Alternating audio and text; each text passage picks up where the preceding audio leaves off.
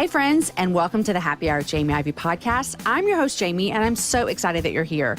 Every week, I invite a girlfriend to join me on the show, and we chat about the big things in life, the little things in life, and everything in between. Today's show is brought to you by Sock Club. Father's Day is right around the corner, and Sock Club is delivering the perfect gift experience. Remind that dad in your life that he is loved from head to toe with quality American-made socks sent straight to his door. With different designs and a personal note every month, this little gift is sure to make a big impact. In fact, I gave this gift to my husband last year for his birthday, and he loves getting a new pair of socks every single month. Guys, go to sockclub.com and get 15% off using the discount code HAPPY at checkout. Give a little reminder of your love every month. Give Sock Club. Sockclub.com, use the discount code HAPPY.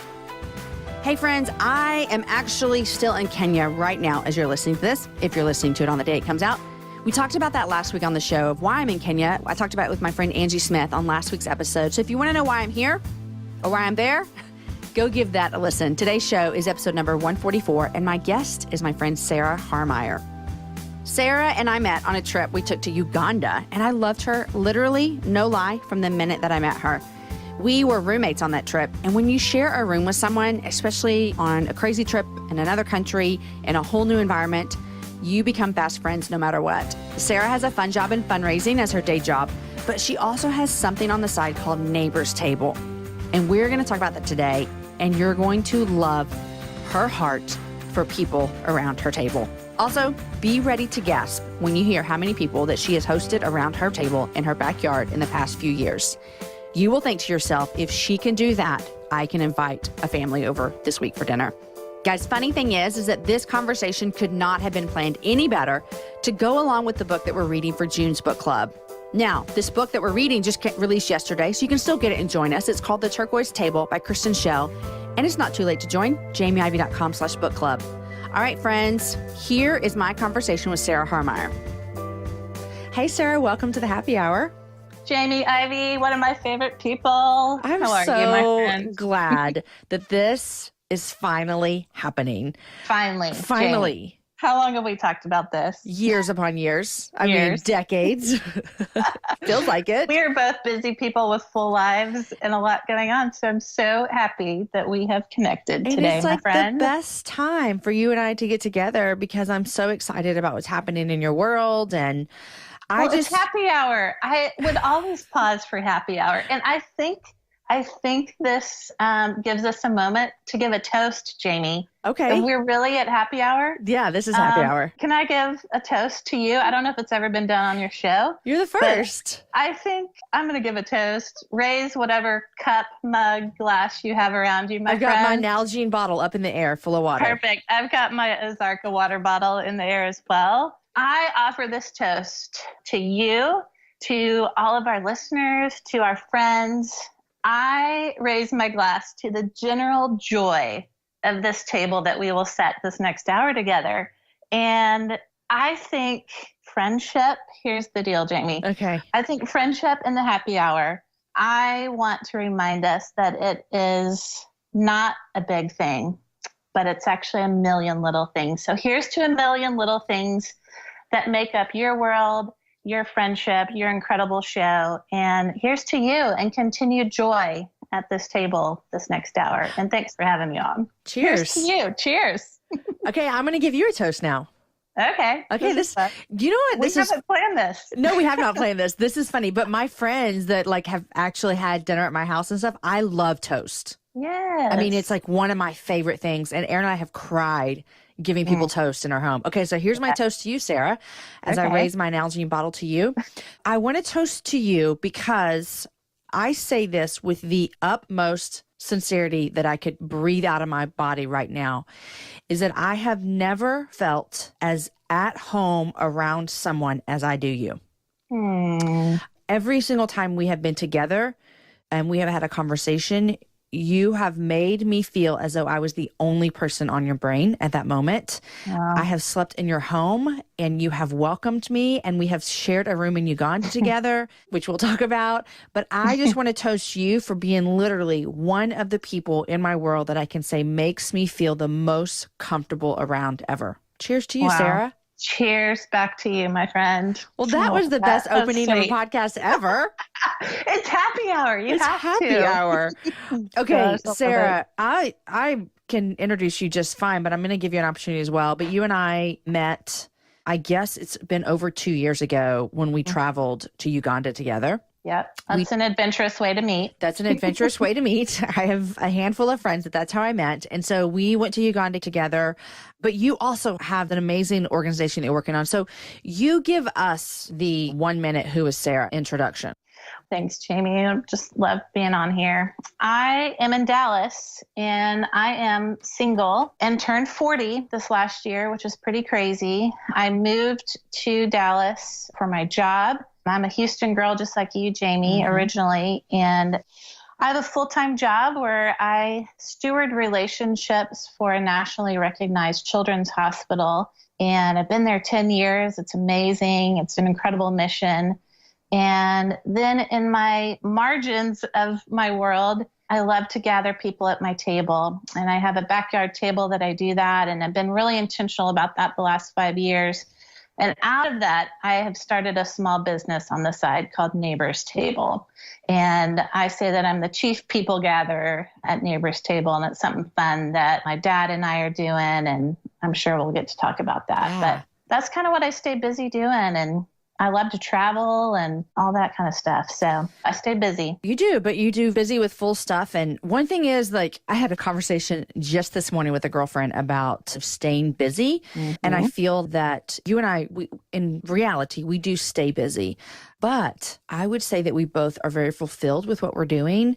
And the busyness actually it's not a bad busy. It's like we are pouring ourselves into things that we love. And so I think that you stay very full. Yes, that's a great way to pull that. I love that word full. Life is full and it feels full of joy because we get to do the things that we love. And not many people can say that. And I know that that is something I never want to take for granted, that life is full with really good things and really good people. So, yeah. Because I can tell the difference in my world when I'm really like overworked and busy versus when I'm really feeling full. Totally. So this is what I love about what you've done. And I feel like there's going to be people listening who are like, I have a dream. I have a dream, just like Sarah had a dream. But when you started 5 years ago, Neighbor's Table, I'm going to go out on a limb here and say you didn't have this end goal of what you're looking at now in mind. You kind of started with, here's something I'm passionate about, and that is gathering people around my table. So how did the idea of, I want to be, the chief people gatherer, I want to welcome people in my home, because you do that so well, and there has to be some intention behind it. So take me back to when you started going, I think I want to be super intentional with what this looks like at my house right now. Yep. I was actually kind of a mess. I had moved to Dallas in 2010 and my identity was super wrapped up in my work. And I had a good friend that just helped me realize that to rest and remember in my identity in Christ is the only place to be. And part of that process with my friend, he said, Sarah, you naturally are a people gatherer. You are wired to gather people. You are wired to love people, to create experiences for people. And he goes, I want you to think about how you might do that in and outside the church. And I had no context for being a people gatherer. I had no context for where I was going to do this. And I thought back to the best moments of my life, Jamie, and probably like you and Aaron have shared many moments around the table. And those are probably some of the sweetest moments I've had in my life. And I said, that's it. I want to be a people gatherer around my table. And I have a tiny house, as you know, in Dallas, and kind of a tiny yard too, but I had a little more space in my yard. So I asked my dad if he'd build me a table big enough to seat 20 people. So 20 people can sit around my table, 18 feet long. We placed it under my oak tree in my backyard and hung chandeliers overhead. And I got real intentional about being a people gatherer. So I'm one of those nerds that pick a word each year to think about as a New Year's resolution. Are you a word girl? No, I'm not. And I've talked about that in here before. It's not nerdy. The reason I never have is it just makes me nervous. I maybe have a commitment problem. Like, I'm like, well, I don't know. Or it's going to make me change something in my life and that makes me nervous. So I really admire you. So go ahead with your word.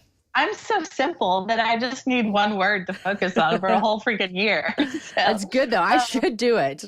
Oh my gosh. Well, my word for 2012 was community. And I really wanted to live into being a people gatherer. And I was still kind of new to Dallas, Jamie, and I wanted to get to know my neighbors. I wanted to get to know people in my community. So I became intentional about being a people gatherer. And I set a goal to try to serve 500 people around this table that Dad built. And rarely do we set goals around hospitality. It's kind of a strange thing, but I wanted to be intentional about that and live into the way God made me. So let me ask you a couple questions real quick, because you had this guy speak into you. Yep. And you were struggling with your identity and all of these things. And he said, I see this in you.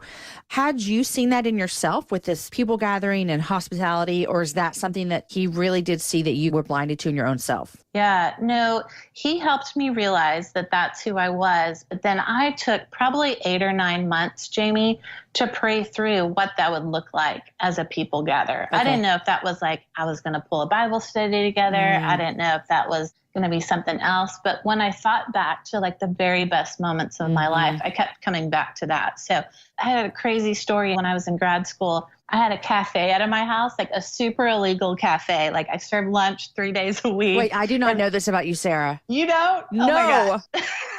I literally played restaurant in college, and I would put a mason jar on the table and say, pay me whatever you want. This was so fun. It was back, when we had answer machines, and I'd put the menu. I'd have a soup, salad, sandwich, and dessert. Oh my gosh, this Every is the week best. It would rotate. I'd put it on my answer machine, and people would just say, I'd like to have a reservation for 4 at 12 o'clock on Wednesday. Okay, were they eating in your apartment or just picking up to go? They were eating. So I had a cute little restaurant. We turned one of the rooms in the house into a restaurant. I could seat 16 at a time. It was hilarious. It's called the Red Porch Cafe, Jamie. Okay, so tell me, were you the one cooking everything? I would get up super early. All my classes were at night in grad school. So I would get up super early. I'd prepare for how many people were coming. Like my university president would come and entertain guests, on-campus guests here. People from the neighborhood would come. It was hilarious. But that was like the best year of my life. And I was like, there was something about that I got to create, got to love, got to bring people in. And it's what I'm doing around my table now. It was just kind of that first start of getting a little taste of how God's made me. So. Okay, well, next time I come to your house, I'd like a soup and salad. Okay. I mean, made from you. I am not even that great at cook, but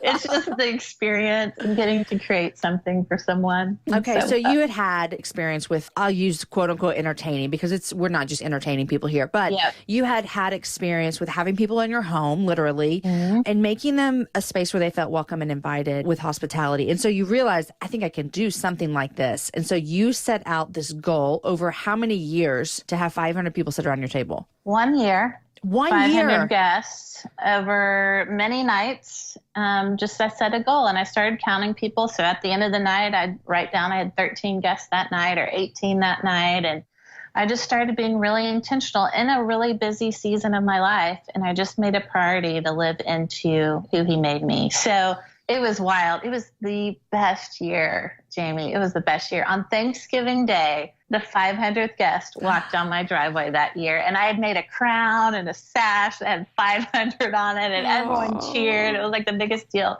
My dad was there, and for my dad to see me, his daughter, living into how God made me around something that he built with his 2 hands was just the best joy. So at the end of that year, I was like, well, I can't just stop this. Like, this is amazing. So I've been at it for the last 5 years now and have gathered that many people every year. And it's just been life-changing. It's been just the most beautiful thing that God's really said, I'm going to meet you here. And I'm going to bring people into your life that you need to know and that you're going to be impacted by. And some of my best friends I met at the table. But it's a ragamuffin group. I mean, there's all kinds of people that come to my table. And most of the nights, people don't know each other. And I am really intentional about connecting people with each other and then trying to connect them with the bigger story of what this life is. So, okay. Do you remember who the 500th person was? Yeah, her name was Michelle. Michelle. Yep. She is a single mom with 3 little kids. She came walking down the driveway with her aunt's squash casserole that day. And the kids were running around. One of them had a camera in his hand. I remember these details. Like, everything is just so heightened at the table when I get to experience this. It's wild. Okay, so I feel like I'm listening, and of course, I already knew this part of your story besides the cafe you ran out of your house, which is just the best thing I've heard all day about you. But Hilarious. I know this about you, and I know the tendency of what people are thinking right now. So what's going through their mind right now is like, okay, that's awesome, but I have a job, I have a small house, I'm not a very good cook, I don't have that many plates, I have a family, I have a husband, my aging mom lives with me. All of these things will be going through someone's head. Right. And so I'm going to go out on a limb and guess that you also had obstacles. Yep. And so what does that look like when you look like, okay, so I want to be more hospitable if someone's listening. I want to be more hospitable. I want to have more people around my home. I want to invite people, but I'm not this, I'm not that, I'm not that. So I guess I can't do it. Yep. As you're asking me this question, the first word that comes into my mind is rest. And that's a rare word that we associate with gathering people. Yeah. Pinterest has just ruined us. We think that everything has to be perfect and we've got to have all this time or all this money or all this space to connect with people. And I've learned that that's not the case. And I'm doing it differently now because I learned to rest in my identity and rest in Christ. So honestly, I'm not a great cook. I mean, Aaron got that skill somehow, Jamie. Yes. And it skipped over me. I can put a meal together like you. Like if we had a good recipe, if we had someone that laid out a good menu for us, we can do it. Literally, my last gathering that I had a couple weeks ago, I ordered pizza. I put a great salad together and I served popsicles. And that was the meal of 20 adults at my table. I love it. And it was great. And people loved it. And it really is not about the food for me. So if you're thinking, oh, I can't cook or, oh, I can't put things together, 9 out of 10 times when someone tells me, Sarah, that was the best dinner party ever, and I ask them why, they always say the people. So I think as hosts, and Jamie, you do this really well, like when you do your live shows in your yard or whatever, like you communicate immediately what you want people to experience while they're at their home or in your yard or whatever. That's the thing about a hostess. If we're at rest as a hostess, people pick that up. They know that this is a chill place and we're not running around like crazy people. I actually have piles. If you walk through my house, you're going to see piles. And people have told me, like, I kind of feel like your house is like mine. And I think we just got to rest. We've got to chill. We've got to make things about people more than what's actually on the table. So, I love that. Creators, like you're creative, Jamie. I think we get stressed out about how my flowers are going to look or how my table is going to be set. Do I have the greatest napkins? But it's really about who's around the table. And when we make it about people, people know the difference. And that is my prayer and my hope, that I always make our gatherings about people. That's true, because I'm thinking when you're talking about the word rest, and you're right, it doesn't go along well with having people into your home and creating a space for that. But when you think back at times that you have been at someone's house when the hostess is not restful, and they're stressed and there's a tension in the air and there's not that ability to just kind of like exhale and be yourself and be open. There's more of a tension. And so it's harder to relax. And so that is so true. And, I love this conversation so much because like you, when you think back of some of your favorite moments around the table, ours is the same way. Like when you think back of great conversations, deep conversations, hard conversations, we always say, Aaron and I always say that like just stuff happens over food. It's just like, things open up and confession and happiness and tears and joy and all kinds of things happen over a table. And so I love this conversation a lot. Now, what about the person who is thinking to themselves, I just don't feel like I have the time. Like when does Sarah have 500 people in her home and she has a full-time job, and you travel and you have friends and you have a life outside of 500 people.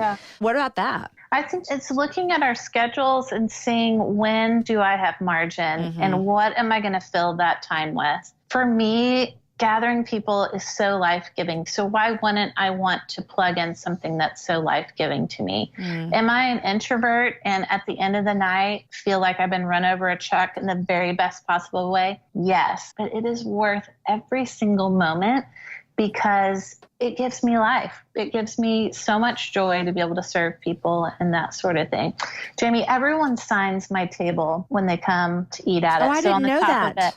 there's just signatures all over, and they fade with the sun and they come back, and we just kind of create new moments at the table. But one time I had this girl that it was her first time to the table, and she wrote on it, "I have a reservation at this table for life." That's what she wrote on the table. And I got the biggest kick out of that. And you were just talking about some of those more tender moments at the table, but a couple of months after that first time she came, my friend Carrie said, "We'd love to come back." And they were scheduled to be at my table that Saturday. And her friend Carrie had called me and said, "Sarah, Amy's got some bad news this week. I don't know if she's going to be able to come or not, but can we keep you posted?" And I said, "Sure." Well, she called me back Friday night. She said, "Here's the deal.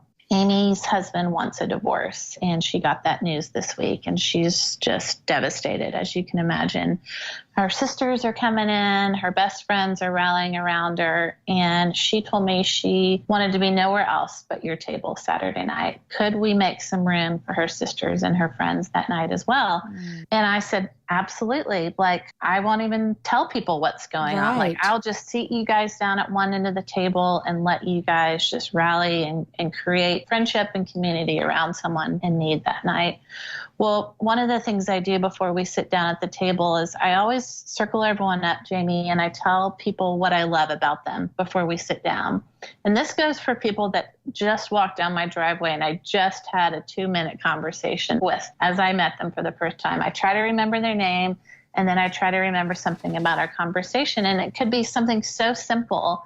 And like every other night, I told Amy what I loved about her, and I tried to breathe life into her in that moment. And everyone sits down a little more confident because I know who they're sitting by. I like to do place cards and communicate that I've got a place for them at the table. But that night, they sat at one end of the table and they were laughing for most of the night. And at the end, it got a little teary and they lingered at the table, the last one's up. And I know that there are moments that will come. And because we've made time for people and we've made space for people, I think really beautiful things can still happen and they can still feel the love. Not to be cliche, but yeah, feel the I love. say Neighbors Table's a love mission. I want people to know that they're loved and that they're loved by a great God that has created a place at the banquet table for them. Yeah, so many just coinciding imagery between what you're doing and what God has done and will continue to do for us. So I love what you said, and I knew that you did that about telling every person that comes in there what you love about them, and that is something that I could also toast you about, is that you love so well. The last question before I talk more about what you're doing with Neighbors Table is 500. Like, I don't know 500 people. I didn't either. Because people are thinking, well, she must be famous to have 500 people come. You know what I mean? Like, who has 500 friends? So tell us, who are these 500 people? I was new to Dallas. I literally knew 2 neighbors when I started. And so I started with my neighborhood. My first invitation that went out, I think I put it in 300 mailboxes in my neighborhood. Wait, stop. You just walked around your neighborhood and invited people to your house. Yeah. I put on the invitation. I said this. I said, if you've never considered stepping outside your house to meet your neighbors, would you come this night? I don't know anyone, and I would love to meet you. It was that honest. That's what the invitation said. I said, I'll have someone playing guitar. Why don't you bring a dish and a beverage to share, and let's get to know each other. 91 people showed up that night, Jamie. They kept my gosh. And coming and coming. And my heart was just about to explode because I realized that night that people just want to be invited. There's so many people just waiting to be included. Were you prepared for 91 people? No, girl, I just had plates and forks. They were bringing the food and the drinks. So that's a smart thing that you did. Yes. We might have had to run out for some more cups or something. Oh my gosh. But, yeah, isn't that wild? I mean, this is like what every church is trying to teach their members to do. You just did it. I mean, you just invited. It's just saying yes. And going back to your question about, like, how do you do this if you feel like you don't have time, if you don't feel like you have resources, like thinking about how can I do it? Is it just popcorn at the table? Like, is it just a late night after the kids are gone down to bed, inviting some people over? Like, think really simple, because the fruits of what happens when we gather are just so beautiful. I mean, you know that, Jamie, your supper club, and just the magic that happens when we are in community and we know people. And even if we don't know them, I had a crazy story one Christmas, Jamie. I had a neighbor reach out to me and he said, Sarah, my son and I's plans fell through for Christmas. And I know sometimes your table is this place where people come if they don't have a place. Are you having an orphan Christmas this year? I love it. Jamie, I was like, well, now I am. Yeah. Like, when you put it that way. So Lee came and his son came, and I said, could we just extend the invite to people in our neighborhood to see if anyone else needs a place to come? I figure if you don't have a place on Christmas, then you definitely need a place. Yeah. So we had 7 men come that day that I'd never met before. And they walked on my driveway. They got the same treatment as everyone else, the big bear hug, tell me your name, who are you? And we were sitting at my table, my dad, my sister, and Lee and his son, and these 7 men just having a conversation, nothing big. And I've got, you've probably seen them in my backyard, these 5-foot-tall letters that spell love, L-O-V-E, against the fence. And this guy, Russ, points over at those love letters. He goes, that's what it feels like here. It feels like love. And there are moments like that, Jamie, that we are talking about nothing. I mean, absolutely nothing. We were talking about the history of Dallas, I think, in the middle of that conversation, where he felt in that moment at the table, he was feeling loved, just being a part of something.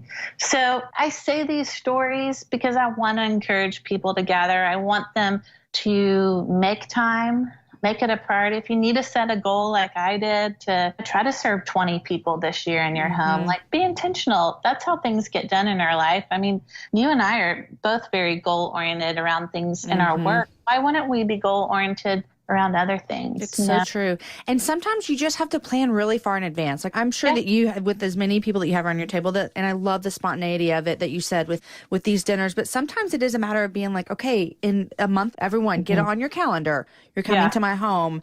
And so I think that once you get to where you get what it feels like to have people in your home and make people feel welcomed, it's one of our favorite things, is just to have people in, make them feel as though there's not a care in the world, and they just are happy to be there and they feel safe. You know, I just want people to feel safe and loved.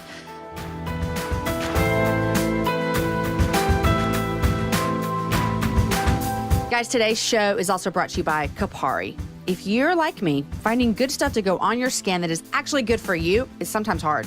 That's why I'm excited to introduce you to a line of beauty products that does just that. Kapari. These are products that moisturize skin and hair. They smell great, but here's the kicker, guys. There's no sulfates, no silicones, no GMOs, no parabens. Instead, Kapari products are made with 100% organic coconut oil.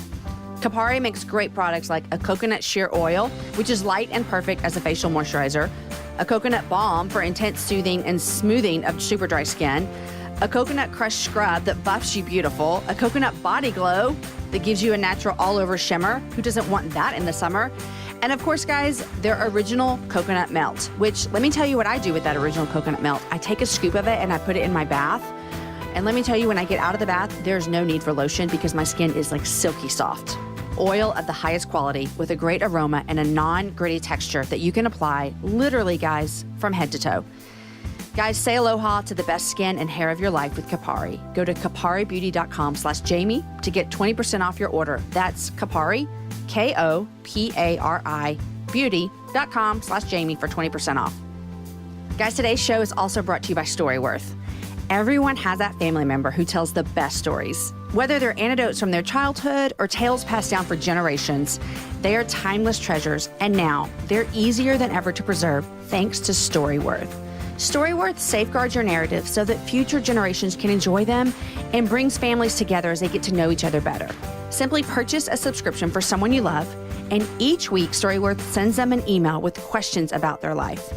Then they reply with their story, either via phone or email. Then, guys, after a year, their stories are bound into a beautiful keepsake book.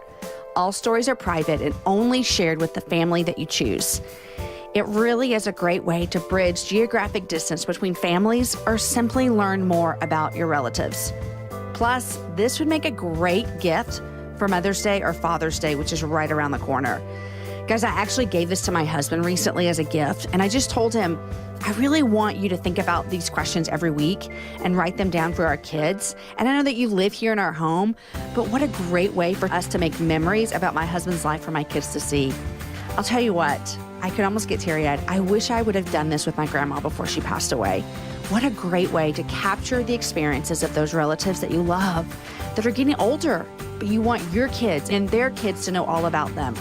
For $20 off your Storyworth subscription, visit storyworth.com/happy hour. That's storyworth.com/happy hour. Okay, 500. So do you know a total since you started? I am just over 2,500. Okay. I've probably gathered, I haven't looked at my numbers this year, but I've probably had 70, 80 around that so far. The next time I come to Dallas, can I plan a dinner? Yes, please. Yes, For please. sure. I'll do whatever you want me to do. If I bring a dish, I'll probably pick it up at like Central Market or something. Here's the secret about this table. I only do a little bit. The secret to having a great gathering is involving everyone. So I know we're about to talk about Neighbor's Table, but one of the things that I have always dreamed about is teaching and helping other people know that everyone has a place at the table and everyone can participate in the experience of the table. And I've actually made these table tokens to make this really easy on those of us that get overwhelmed with gathering. And these table tokens, there's a set of 10 that has a different job on it. So one of them says, give toast. Another says, clear plates, help with dessert, fill glasses, say blessing. Like everyone pulls one when they come down the driveway or into your home, and it helps you create that experience. You know, Bob and Maria Goff taught me about that years ago when they talked about their New Year's Day parade. I don't know if you've heard them talk about this, but the only rule they have about this parade is that everyone's in. No one can sit on the curbs and watch alongside the parade, but everyone's got to be in the parade. And I learned that from them, and I have always gathered with that in mind, that I want everyone to participate. And I don't want to run around like the hostess. Yeah, I'm hosting, but what does that really mean? That just means I've opened up my home and I've said yes. But when we can invite others into that experience, before we sit down at my table, I always tell people what I hope for us. I tell them what I hope that we would experience at our table. Isn't that a weird thing to do?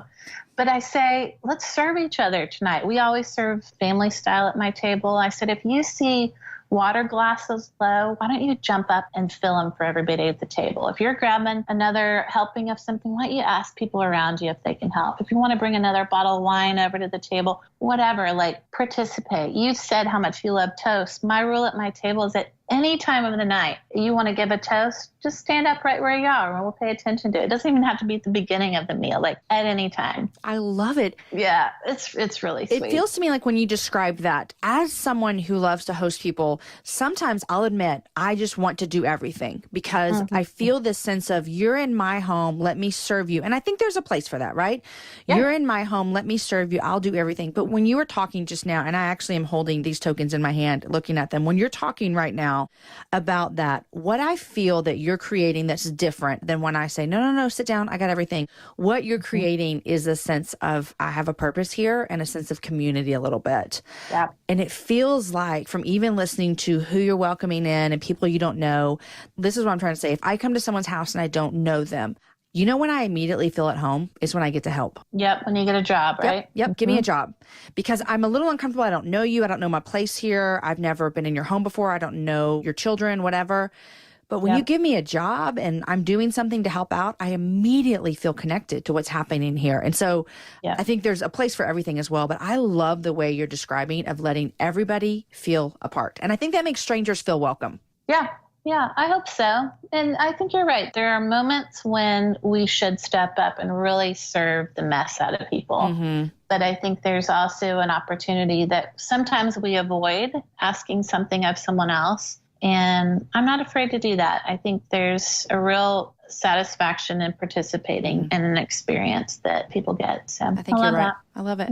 Okay, so Neighbor's Table has kind of taken off. And so this began as your own little mantra and mission of, I'm going to be a chief people gatherer. I'm going to love people well. Your dad built you this amazing table, which I'm sure he had no idea what he was getting into when he built that first table. But then you kind of, and I want to hear you say it, but what I'm seeing is you kind of sense that I think that this, what we're doing here, could be translated and modeled in other ways, not just people welcoming into their home, but you started to say, hey, what if I made you a table? We did. It was my same friend, Eric. He said, Sarah, I think there might be something that could happen outside your own backyard. And I had no clue what he meant. This was about 1.5 years in from gathering. And the thought finally came to me that, oh my gosh, there's other people gatherers in the world. There's other people wired like me. There's probably people better at this than me. But what if we could find each other, and what if we could cheer each other on?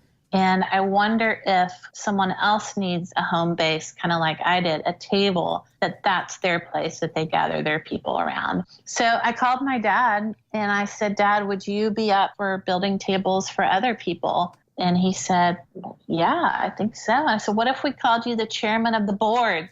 And that's his official title. And we just started building tables. Some people would reach out. And, the first table we actually delivered was to a college student. Her parents surprised her because they saw that she was a people gatherer. And they had pizza and pals night, every weekend. And she'd gather 20 of her college friends around there. And it was unlike anything they were experiencing on their college campus. And after that, another person and another person. And then I just had to create another goal, Jamie, because I'm just so driven by having a goal. But my dream really is to have our tables in every state by 2020. Like, I want to think about a map, and I want to think about these people, these heroes in these communities, loving their people that are just to the right and left of them. Nothing fancy, nothing extraordinary, but just ordinary people saying yes and saying, I have a gift of gathering people, and I want to use that to love people and to love God by leaning into the way I'm wired. So we've started this thing, and it's been a blast. And you get to do it with your dad. Oh my gosh, he's staying so busy in our family barn. It's not even funny. I mean, he has become this craftsman overnight, building tables. But we keep a map up in the barn where he marks where his tables are going, and he thinks about these people. And I tell him stories. This is what I've learned. And this isn't a normal business, Jamie. I actually deliver these tables all over the country myself. And I know someday, Seth Godin talks about do things that aren't scalable for your business. And someday this might not be possible, but I literally rent a big old box truck and we load up these tables. And I've driven all the way up to Massachusetts and stuck my toes in the Atlantic. And we have visited so many communities. We've got some fun delivery trips planned ahead for the next few months. And it's something that I feel like we're just building this Neighbor's Table family. That's what I say we are. And I feel like, like when we were in college, we would just want to go on this road trip and we'd say, okay, you bring the snacks, you do the playlist. Like, we'll just jump in the car together and do something. It kind of feels like that to me as I'm meeting people. And a lot of times I don't know these people. So we get to know them, and I ask for their family picture before I even show up because I like to pray for them before we even roll into their driveway with this table. But it's really, really, really fun. Have you ever delivered a table and then stayed for dinner? All the time. I've actually spent the night at people's houses I've just met. So you tell them, hey, your table will be here on Friday, and they plan a dinner that night, and you're there. I actually offer that. If it's good timing for you, I'd love to help you dedicate this table with your nearest friends that you'd love to celebrate with. I'd love to make a big deal about you at the table, and it's been so fun to gather with people all over. After we assemble the table, I'll help set the table, and they'll have had something in the crock pot that day or something easy, and we'll get to meet their people, and that's super, super fun. I don't know why, but I just got teary-eyed when you were talking about that. Jamie, it's so fun. And I was like, I want to have this experience. I want a Neighbor's Table. I need to buy one because I want you to come dedicate it to my people. Yeah. What just a blessing. And here's what I love so much about what you're doing with this love mission and everything is there is something something really, really special about where this table, and we'll just use all the tables in general, but where this table came from and where it started and the mission behind it and the desire behind it and the way that you and your dad love the table and the recipients throughout the whole process. And it's a beautiful handcrafted table that literally, if you think about it, was crafted just for you as you and your dad create these tables for people. I'm looking at your webpage. And I'm looking at the U.S. map. And we need to get to the Northwest. We got to get there. We're heading west at the end of June, early July, around July 4th. So we've got orders in California, orders up in Washington and Idaho. If you're that way, we have got to come see you. We have not headed west yet, and it's our time. So you're already going way west. We even need like the four corners. We need like New Mexico, Arizona, Utah. We need these people. What's the other state in the four corners? I just went blank. Geography lesson right here. We've got New Mexico, Arizona, Utah. Colorado? Is that Colorado? No, I think Colorado's up one more. Oh my gosh. We failed. We have failed. I don't even know what this state is I'm looking Texas. at. We just think we're our own country. We do. I'm like, I know where Texas is. Hilarious. You're so kind to say how nice our tables are. But my encouragement to your listeners is if you have a card table, start gathering. Like if that is how you're wired and that is how you feel like you want to start taking steps towards that, just do that. If you're in a tiny apartment and all you have is a coffee table, like pull up some pillows and gather your girlfriends around your coffee table. Like it really doesn't take much. But if you do want to make an investment in a 9-foot table that seats 10 people or our classic size where you've got 2 tables where it seats 20, we would be so tickled to build that for you. It does. It's got a story. You know, every time Dad builds a table out of our barn, it gets taken 2 miles down the road to be stored in our neighbor's barn. I'm not even making this up. And then it's loaded up into the truck before we deliver them out. So there's a story to everything before it even leaves Texas. So. And just for everyone listening, you're right, Sarah, it is Colorado. So there's that. Okay. I cannot believe I've been to Colorado 8,000 times. So right. I just get in the car and let someone else drive me there, apparently. Oh my God. Okay, so I'm going to put the link up to all the webpage and all that kind of stuff because with nothing else, it is just a great story to follow along as you're following out your mission and your passion. And then if you can't get the table right now, you can get these tokens. Am I right? Yep. Our table tokens are on there. They come in a sweet little muslin cotton bag and they're made out of birch wood and they're hand stamped. They're handmade as well, which are just really cool. They're a great like hostess gift. If you yourself aren't a people gather, maybe you can pick some up for a friend that you're going over for Easter this year or Mother's Day. Or I've heard from more moms that say, oh my gosh, these things are like gold. I can get my kids in on a fun way to have a job at the dinner table or Sarah, whatever. I was just thinking that. I was just thinking which ones I was going to use for dinner tonight. Right. Say the blessing, clear plates, fill up glasses, set table. Yeah. And it could be fun because they could pull it out and, you know, you never know what you're going to get. Yeah. Okay. Well, I, as a friend from afar, I'm super, super proud of all you guys are doing for building tables for sure, but for building community and for showing people that you can do this, that it's not out of the ball game. And it doesn't mean you have to have 500 people around your table this year, but it means maybe this month you invite 4 people, you know, and then go from there. And I think the thing that you've said so far that's been the most like just golly out of the crazy box for me is how you just walked around your neighborhood and invited people because that can seem scary sometimes, but you yourself showed us that people just want to be invited.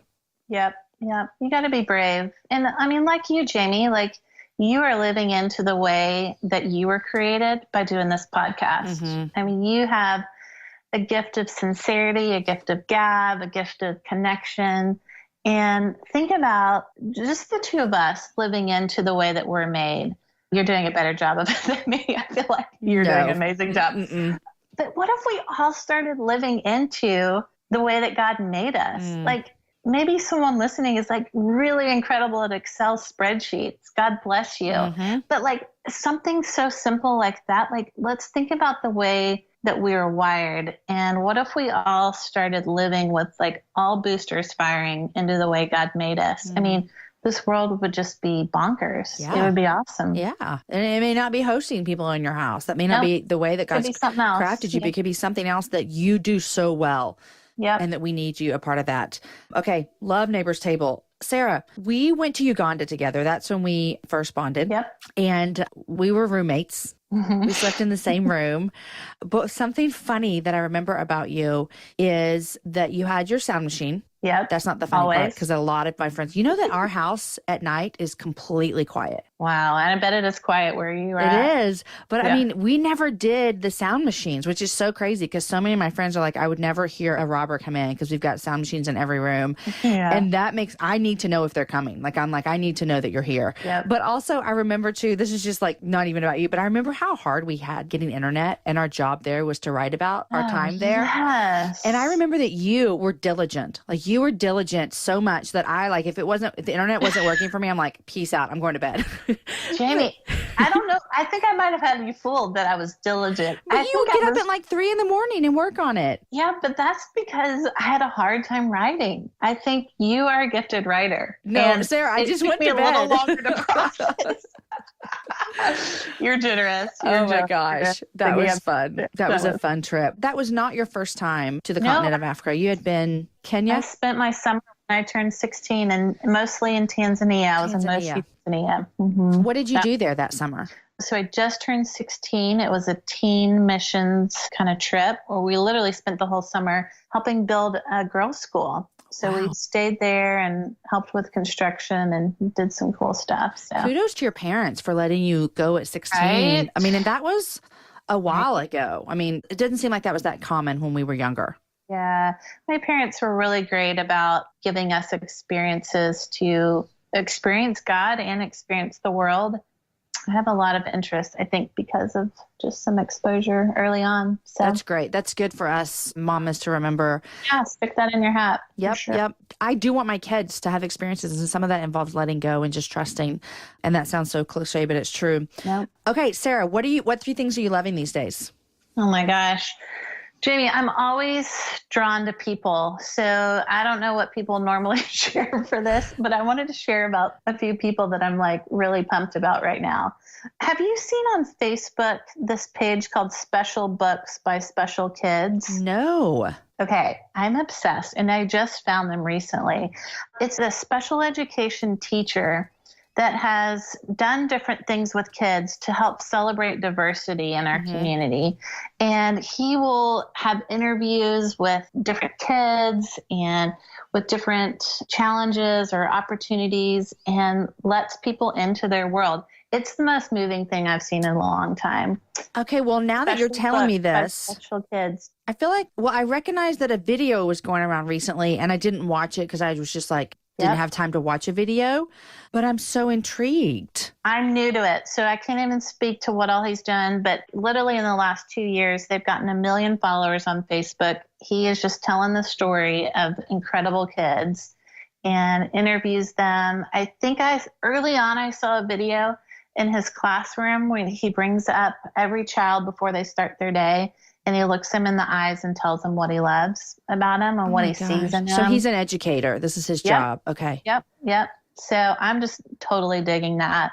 While I'm thinking about that, I am also obsessed with another teacher. And you're going to think I'm crazy because these are just things that, I don't know, I must waste my time following. Whatever. Mr. B is a chorus director, teacher at an elementary school in Staten Island, New York. If you Google or go to YouTube and just put in PS22 chorus, this music teacher, he teaches a 5th grade chorus and they sing stuff like off the radio. So like Carrie Underwood, like when she comes to town, she wants to go sing with his choir because they're incredible. He teaches them how to like feel music, and you'll get a glimpse of these kids when you see them, and they are just expressing their little hearts out when they sing. And they sing cool, fun stuff that we would see. But all these stars come through and they want to go sing with his kids. And they've sung on the Grammys years ago, but I've been following them for years and I'm pretty obsessed with them. So you just watch the videos on YouTube?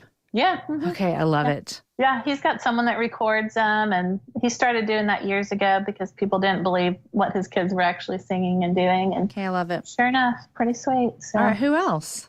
Okay, here's another cool, and this is a young guy. There is a student at Baylor University that is a musician, and I've known Thomas since he was actually in pre-K. But he just came out with a new album last week that I love. It's called From the Foxhole. And he writes all of his own stuff. He's been writing his own albums for several years now. He's incredibly gifted. Thomas Chorba, his last name is Csorba. He's on iTunes. Okay. But he just came out with a new album, and I'm loving it. It's really, there's a great song in there called 50 Miles, if anyone wants to check that out. Okay. So, how have you known him since he was in preschool? oh my gosh. Well, funny story. I was his teacher for my brief stint at teaching, the year and a half that I had right out of grad school. This is gross, but he was sick one day. Okay. And I do not do sick, Jamie. I do not do bodily fluids. Okay. You just need to know that about me. Like, I've never done this well. So Thomas was, let's just put this, a little bit of a mess one day. So I get to my desk the next morning. I had to take him to the nurse's office, like just super sick little guy. And the next morning on my desk is a Starbucks gift card and a Clorox bottle of wipes from the family that says, we've heard so much about you. We can't believe this is how you've gotten to know us or meet us. But thank you for taking care of Thomas. What a great gift from a parent. The rest was history. I used to stay with them when they would travel a lot and would stay with their 4 kids. And they've just become dear family. And they actually were the first people that bought a neighbor's table. Really? So, full circle. They just have believed in me and just felt like family. So I am just over the moon thrilled for Thomas and what he's doing with music and while being a student too, you know. That's awesome. So I'm digging his new album though. That is so awesome. I recently saw and I can't remember if I saw this on like a news channel or on computer because sometimes they go together. But I recently saw, speaking of educators, and I have no facts, but I'll just tell you what I saw, is that the teacher, a male teacher, has a special hand sign for each of his kids when they're coming into his classroom. Yes. Did you see this? Obsessed. Saw that too. Love it. And I'm not talking like 2 fist bumps. I'm talking like antics. Yes, like a whole ordeal, like you do with like your best friend, and it takes you 7 days to learn it. Yes. He has one with every student. Yes. I'm just encouraged to live better when I see people like that. I mean, especially teachers. I think I just have a soft place for people investing in kids. So I love it. Someone told Aaron and I when we were young, when we had just got married, we had some friends in our lives, Kyle and Amy Goen, and they had 3 young kids. And we spent a lot of time with them, me individually with her and Aaron individually with him. And then it was kind of like our first kind of like couple person to kind of, you know, guide us and mentor us. And they told us one time, and of course this didn't make any sense to us at the time because we're newlyweds and in college and just living life like we have nothing to do with ourselves. And they had 3 kids, and they told us, they said, here's the deal. When someone loves your kids, you would do anything for them. That is so true. And we've seen that come to fruition now as being, you know, we have 4 children. And so when people are invest in our kids' lives in whatever way, or when someone is kind to our children or loves them, it's like, I would do anything for them. I love that. And so I love that. I see that when teachers, you know, there's special teachers, and teachers are just amazing. I know. You got to hug them. It's good. I may not be able to like volunteer in the classroom as much, but I'm going to give you a really great gift at Christmas time. Right. Like that's just what we're going to make that agreement right now. Yes. I love it. Yes. Oh, Sarah, are you a reader? Do you have time? Do you like to read? So I am not much of a reader. And it's funny. I actually don't know what I do with my time because I don't watch TV a lot either. But I do occasionally read. You know, the last book that I'm going to interrupt you real quick. I know what you do with your time, Sarah. You love people. Oh, yeah. You just said, I don't know what I do with my extra time. And I'm just telling you that you love people. I work and I gather people. Yes. That's what I do. Yes. And when I'm done, I'm tired and I go straight to bed. Yes. No, but you know, I picked up Maria Goff's new book, Love Lives Here. I don't know if you've read that yet, but I'm just always drawn to books about love. And, you know, she and Bob, this is the second time I mentioned them, but I learned so much from them and watching how they live their life. And Maria's book is just more stories that are about how she has experienced love in her life and, in my opinion, how she's given it away. And it's a great book. So that's just out this month. So it's fairly new. I have read parts of it, and she's actually my guest next week. So love it. I know. So people will get to meet her more, and I'll ask her about that New Year's Day parade as well. Y'all need to circle back and come back and listen to Maria. She's awesome. Come back and listen to Maria.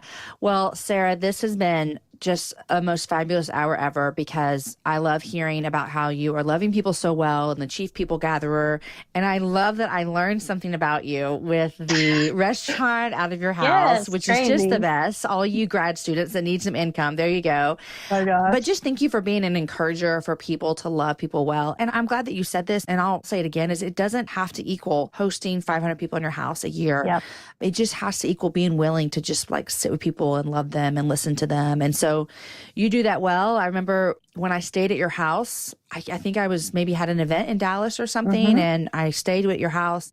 But what I remember most about coming to your house was that when I came into the guest room, the bed was made out. It was like a sofa bed that you laid out, but it wasn't just a sofa bed because it had something on top of it that made it one of the most comfortable beds I've ever slept in, and it was a sofa bed. Oh my gosh. The squishy foam that I put on it? Yes. Yeah. That's not what I remember, but that was awesome. But the thing that I remember was that there were chocolates next to my bed, a glass of water, and a note. Oh. And I just thought, it's little things. The little things. It's exactly what you said. The little things make up big things. And so I've never forgotten that. And so. Well, you have shown me love a million different ways, my friend. And having an opportunity to visit with you on your show is just delightful because I know that you are living into the way God made you, Jamie, and I'm so encouraged, like all these teachers we just talked about, anyone that's doing that, I just want to be friends with people that are living into the way God made them. And you're doing that so well. And I am thrilled to be your friend and to get a front row seat at all God's doing through you. So, well, thanks, friend. As a little thank you, I'd love to give your listeners a 10% little discount in my shop at neighborstable.com. So let's use the little discount happy hour. I love it. Put that in, and they can get a little deal. And I'd love to encourage them in any way I can. 10% off everything? Anything but the tables. Okay, I was going to ask you, so we need to make sure you know that. There's great things there. There's some great things that hopefully would be a good reminder to gather. And that's what I'm about. And I want to cheer people on that are people gatherers. So love it. And the bowls, I mean, that is a beautiful, yes. Yeah, so I'll put a link. Go bowls and kneading troughs and really cool stuff. So love it. Love it. Well, thank you for that. And I know our listeners will thank you for that. Sarah, enjoy the rest of your day. Thanks for joining me for Happy Hour. And thanks for being the first person to ever toast on the Happy Hour. Maybe we should make this a new thing. Here's to you, friend. Here's you to deserve you. the world. Toast. Cheers. I love you, Jamie. Love you too. Thanks, Sarah. Okay, bye.